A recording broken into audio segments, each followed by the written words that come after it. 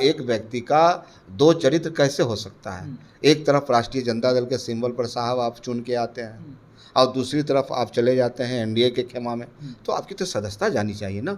आगे सदस्यता क्यों नहीं जा रही है? इसका मतलब इनको इनका संरक्षण प्राप्त है, इनके आका का आशीर्वाद प्राप्त है। आप लोग ने आवेदन दिया था निश्चित तौर पे, लेकिन ये तो सरकार या जो व्यवस्था है उसको तो संरक्षण मिल रहा है। जहानाबाद बेलागंज से बात कर लें, माननीय सुरेंद्र यादव जी जीते हैं एमपी, तो ऐसे तमाम सीट 4 सीट हैं जहां हमारा आधार है कि जनता का जो मुद्दा के साथ हमेशा खड़े रहते हैं, जनता निश्चित रूप से उपचुनाव में 4 के 4 सीट हमें जिताएगी। नमस्कार, स्वागत है आपका लाइव बिहार में। मैं हूं आपके साथ है संजीव सिंह। देखिए, बिहार विधानमंडल का विशेष सत्र शुरू होने वाला है और ऐसे में तमाम जो बागी विधायक है उनकी चर्चाएं तेज हो गई है। अगर बात हम बीमा भारती की करें तो बीमा भारती जो जेडीयू छोड़ करके आरजेडी में आई, उन्होंने अपने पद से इस्तीफा दे दी थी और उस पर उपचुनाव भी हो गया। लेकिन आरजेडी छोड़ करके जो एनडीए में शामिल हुए हैं, चेतन आनंद, नीलम देवी, प्रहलाद यादव, ये तमाम जो विधायक हैं जो आरजेडी छोड़ करके एनडीए की तरफ चले गए हैं, इन्होंने ना ही इस्तीफा दिया है और ना ही इनकी सदस्यता रद्द हुई है। अब सवाल उठता है कि अब बिहार विधानमंडल का सत्र शुरू होने वाला है, ऐसे में ये लोग एनडीए के पक्ष में बैठेंगे।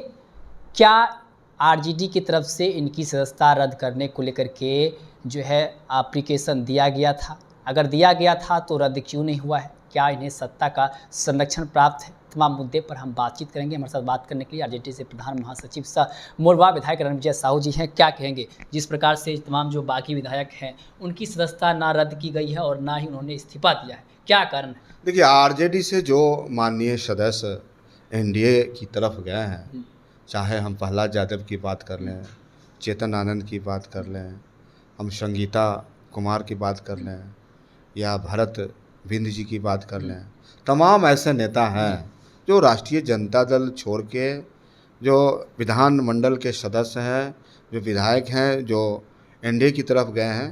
तो एक संवैधानिक व्यवस्थाएं हैं। राष्ट्रीय जनता दल के द्वारा जो सदस्य चुने गए थे लेकिन आज एनडीए में चले गए, तो निश्चित रूप से इनकी सदस्यता जानी चाहिए। लेकिन आखिर शासन व्यवस्था चुप क्यों है? बिहार विधानसभा के माननीय अध्यक्ष महोदय नंदकिशोर यादव जी हैं और काफ़ी परिपक्व, एक अनुभवी बड़े नेता हैं।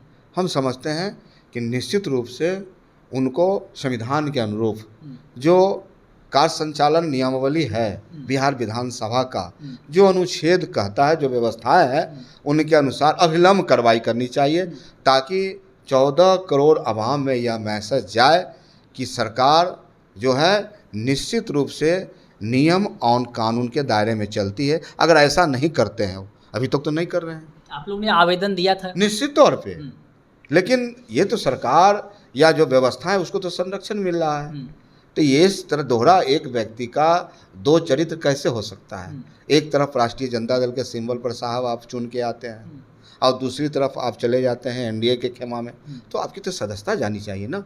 आगे सदस्यता क्यों नहीं जा रही है? इसका मतलब इनको इनका संरक्षण प्राप्त है, इनके आका का आशीर्वाद प्राप्त है। तो बिहार की जनता पूछना चाहती है, बिहार की जनता अपने आप में कंफ्यूज है कि आखिर हो क्या रहा है, और हमें लगता है इसका खुलासा जल्द होना चाहिए। अच्छा, उपचुनाव की बात करें तो एक सीट पर तो उपचुनाव हो गया, 4 सीट और बचे हैं जहां पे उपचुनाव होना है, जिसमें 3 सीट जो है महागठबंधन के पहले से थे। ऐसे में क्या कुछ तैयारी है उस उपचुनाव को लेकर? क्या देखिए, राष्ट्रीय जनता दल और महागठबंधन पारिवारिक परिवार है। उस परिवार के माननीय गार्जियन माननीय लालू जी हैं, माननीय तेजस्वी प्रसाद यादव हैं और तमाम नेता हैं, और हम लोग तो लगातार कार्यकर्ता के बल पर ही पार्टी को सींचने का काम करते हैं और हम लोग कमर कस के तैयार हैं। चारों विधानसभा के उपचुनाव में महागठबंधन और हम लोग की पार्टी जीत दर्ज करेगी। हमारे पास मुद्दा है, हमारे पास नेता है, हमारे पास सोच है, हमारे पास विचार है। ये विचार एनडीए के पास नहीं है। एनडीए सिर्फ उन्माद के नाम पर, कभी हिंदू के नाम पर, कभी मंदिर के नाम पर, कभी हिंदुस्तान के नाम पर, कभी पाकिस्तान के नाम पर, जुमले के नाम पर सिर्फ जनता का वोट लेने का काम करती है। लेकिन माननीय नेता तेजस्वी प्रसाद यादव जो नौजवानों और बिहार की हित की बात करते हैं, रोजगार की बात करते हैं, विकास की बात करते हैं, गुड गवर्नेंस की बात करते हैं, तो जनता आज भी तेजस्वी प्रसाद यादव को बिहार का मुख्यमंत्री बनाना चाहती है और इसी मुद्दे पर चुनाव होगा। लेकिन उपचुनाव जो रुपौली में हुए उसमें आप लोग तीसरे नंबर पे चले गए, तमाम आप लोग दावे कर रहे थे, लेकिन अब फिर से उपचुनाव होने वाले हैं 4 सीट पे, ऐसे में क्या लग रहा है 4 में से कितना निकलेगा इसमें? देखिए, रुपौली का जो रिजल्ट है उसका तो निश्चित तौर पे इस लोकतंत्र में हम लोग स्वागत करते हैं और हार की हम समीक्षा भी अपने अंदर निश्चित रूप से लगातार कर रहे हैं।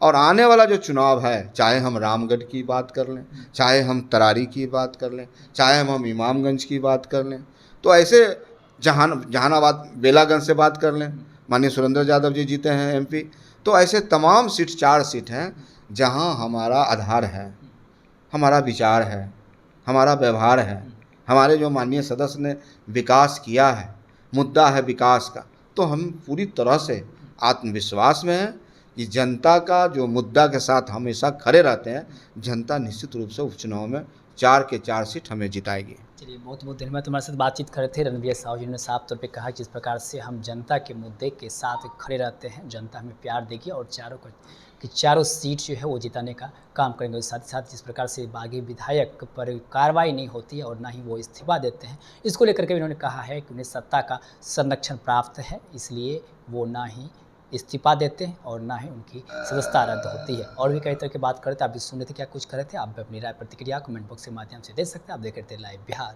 बहुत बहुत धन्यवाद।